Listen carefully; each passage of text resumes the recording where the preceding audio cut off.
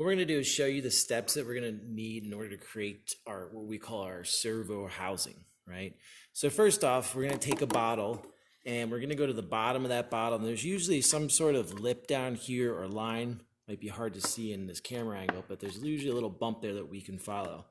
So I'm going to take an X-Acto knife and I'm going to start my cut. Usually I have to kind of like wiggle it back and forth and drill to get that cut started. I don't want to go the whole way around with the X-Acto knife because what we found out over the time is that doesn't really cut very smoothly. So I'm going to pick up a pair of scissors and then use that, and I'm following along on the bottom side of that line to cut the whole way around. It's pretty important that this is cut smoothly because we don't want it catching on anything. And we also want it to be able to sit straight up and down. That lets us know that this is the top of our rocket. It needs to be nice and straight up and down. This bottom piece, sometimes people use it in the rocket. Most of the times we don't need that. That's now just something we can discard. So once we cut that bottom off, we find out that our bottle ends up being pretty flimsy here. And this is going to be the top of the rocket. It's going to be the part that holds our parachute. So it's got to be pretty structurally strong, or when we launch, it's going to crumple and it's going to cause it to fly a different direction and or it's going to cause it to fail. So we need to strengthen it up. What we're going to do is create two discs that we nickname the servo discs. Okay, so and they need to be the same size as what our bottle is. And what you could try to do is place your bottle on here and trace around it, but we find that it's not too easy to trace. It's kind of pretty flimsy. So what I like to do is use a compass, and I set the compass up for my radius, and we find out most bottles are about 4 to 4 1/4 inches in diameter. So what I do is I take my needle and I take the lead and I put them for the radius. So if you look at this, I've got it at 2 4 1/8. So that's 2 1/8 inches. When I draw my circle, I'll get 4 1/4. So you're gonna have to obtain a piece of cardboard from our scrap pile.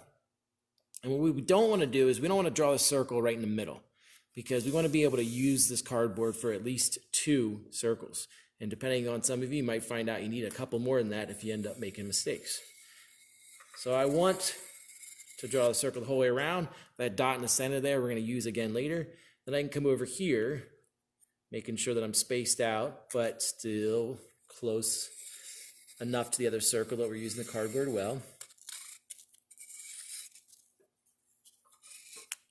Okay, so we've got our 2 circles. Now we've got a couple different methods that we can use in order to cut these 2 circles out. I can use a pair of scissors and I can actually cut this out.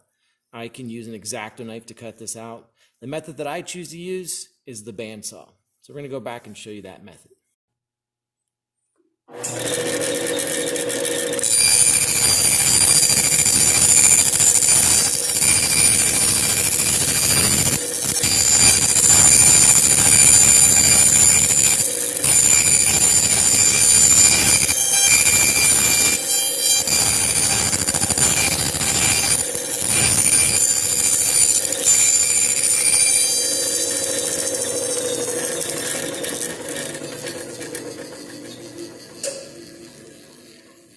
Now, if this was a piece of wood, plywood or solid wood, I would never have gone the entire way around like this and made a cut, because it would have been the material would have been too strong and it probably would have popped this off the track.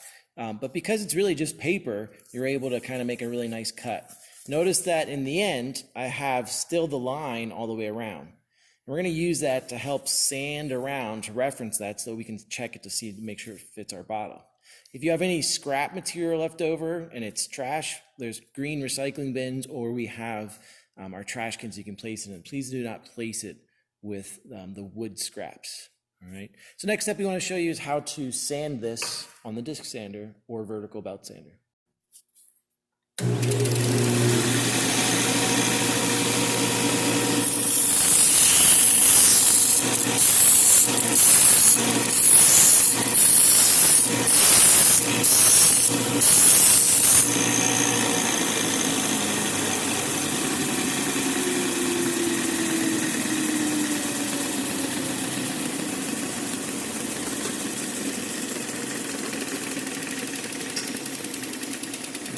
So What we'll end up doing is on the vertical belt sander or the disc sander, we're going to sand this around like I just did in order to get it to fit into our bottle. And you can see right now, we actually have quite a bit of excess here. So I will evenly go and sand around again in order to make sure that it fits in here. And the idea is that it fits in snugly so that when I tilt the bottle up like this, it doesn't fall out. And it shouldn't be so snug that when I try to place it in and end up breaking it or bending it, folding it in half. So I need to go a little bit further.